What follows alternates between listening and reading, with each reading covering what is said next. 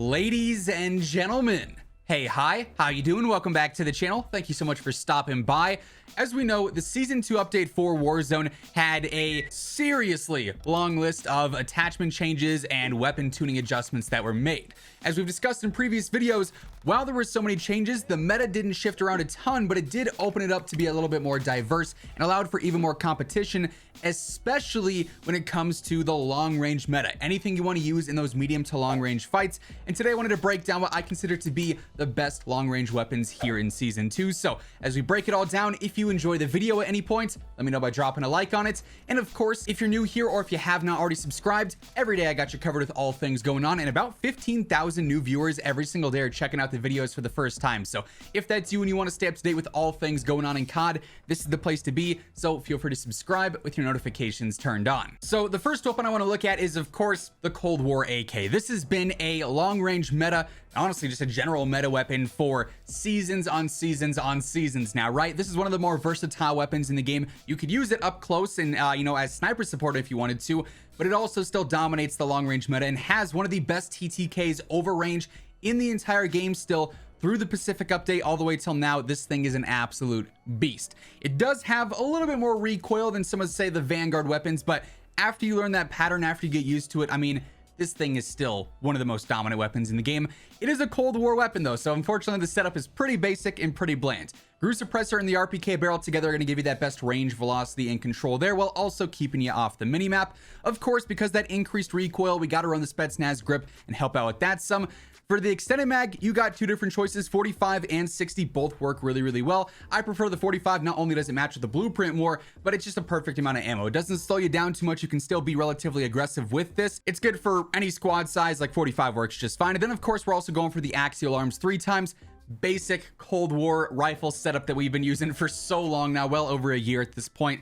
Still dominating here in Season 2 of Caldera. Another weapon that's been around for so long now that is still very good is the MW Kar 98K. To me, this is still the most reliable sniper in the game. It's between this and the Swiss, and personally I prefer the Kar. The only drawback it has versus the Swiss in my opinion is the reload, so you just got to play it right, and that's not a huge drawback in my opinion. This though, I mean, the range, the velocity, the ability to be familiar with this weapon since we've been using it for so long, it still is one of the top sniping choices, and in turn one of the top long range setups in the game. Of course, we want to start off with monolithic suppressor, better range, keeping us off the map as well. 27.6 inch barrel here for the best range and velocity. Tacklage is going to give us that better ADS and then also the better stability, so couple of good pros there. I like to use the sniper scope here. Some other players like to use the variable zoom scope. Sort of comes down to preference, but above all, I use the cross thread on the sniper scope because it's a super clean optic to use. And then for the last attachment, you got two choices. A lot of players like to go for the sport comb here and get a better ADS to make it a little bit more aggressive. However, ever since the Pacific update and they got the huge flinch nerf on the Kar and on the Swiss, I like to use focus. It's just a lot more reliable, I guess. If you're getting shot at, you're going to still be able to stay on target without getting your aim forced up to the sky, right? So focus to me is a bit more important, helps me land more shots, and like I said, this is a setup that we've been using for quite some time and it still works perfect here in Season 2. We do unfortunately have the snooze fest that is the BREN. I mean, this thing has received 3 nerfs, I think, at this point in time, and it is still the best ranged weapon in the game. Everything else we're covering in this video is very competitive, but ultimately when it comes down to it, if you want the single best bang for your buck, the BREN is going to be that gun, unfortunately. I'm very bored of this, but obviously I don't want to leave out vital information just because I'm not really a super huge fan of the meta. So the BREN absolutely is a top choice for the long range meta. Starting off with MX silencer, better control, also better velocity, and it's keeping you off the map. We of course have to run the Royal Barrel for the best damage drop off basically. For the optic, I like using the 3 to 6 times. It's sort of been my go-to on a lot of my ranged weapons. This really comes down to preference though. If you like the 2.5 times, if you like the Slate 2.5 times, by all means, feel free to run those instead. For the stock here, Hawkinson to me is that most ideal and most consistent one with that accuracy and recoil during sustained fire. Underbarrel is going to be hand stop. Magazine is still the Sakura 40 round for the best control, best fire rate. Of course, we're also going for lengthened and polymer, that sort of go-to combination there for the best control, but also best velocity. Perk 1, you got to go for tight grip, get that better accuracy and control yet again. Then we're going for fully loaded as well, since all the perk 2 options kind of suck. This setup is no stranger to the channel. It is boring, but hey, it does work. While we're on the topic of the LMGs, the PKM is still holding its own. We covered this a couple of weeks back, and I mean, this thing still is a powerhouse. It's a little bit slower than the BREN, but its damage is right there. And if the BREN does finally get a decent nerf to its damage and to its overall range, the PKM is one of those weapons that I feel like could really take its place.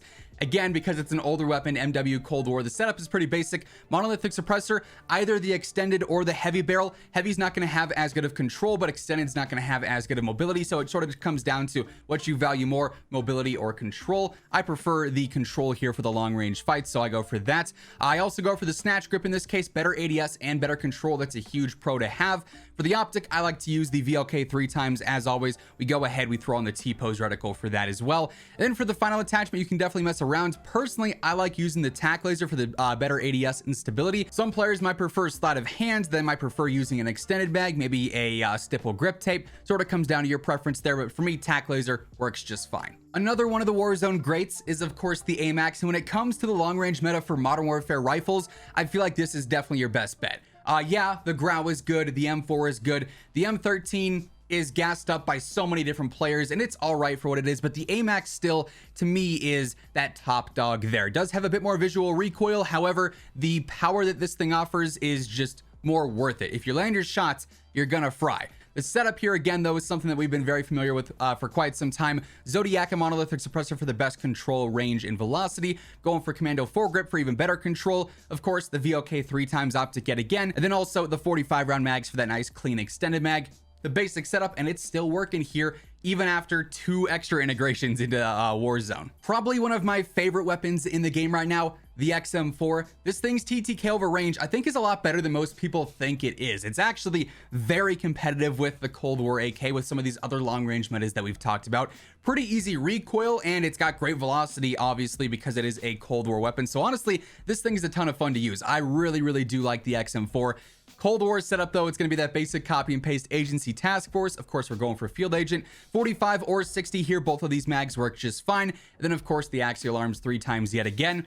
Beast of a setup, and one that I've been using a ton lately. And then lastly, we got my personal favorite primary in the game right now, the C58. Yes, this thing did get a recoil nerf with the season 2 update. To me, I don't really feel like it's that noticeable. It's got some more deviation that you'll notice in like some really long range fights, but it's just a new pattern you have to learn, and after you get that down, it's a piece of cake. And this thing brings the power. Like I said, it is my favorite rifle in the game right now. I'm using this and like the well gun on the vast majority of my setups. So this and the Owen gun, they're all frying. Like, this is my go-to weapon right now.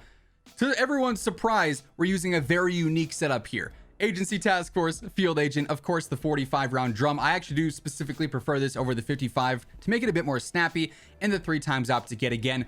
Crazy brand new setup that we've definitely never seen before on any other Cold War weapon. It does still get the job done very effectively, though, for what it's worth.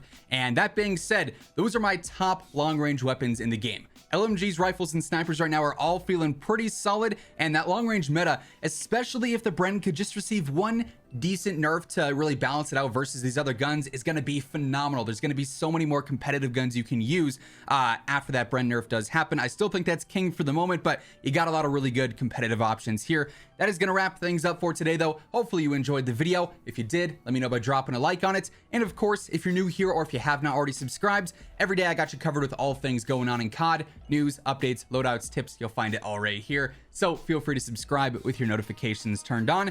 But once again, thank you so much for tuning in. And until next time, take it easy. Have an awesome rest of your day. I'll catch you guys later. Peace out.